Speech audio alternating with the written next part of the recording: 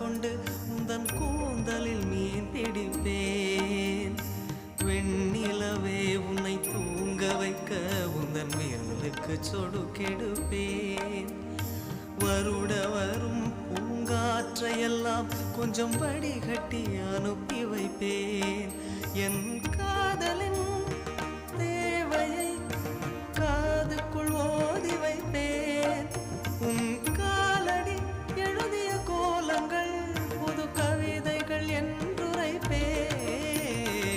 என்னவளே அடி என்னவளே எந்தன் இதயத்தை தொலைத்து விட்டே.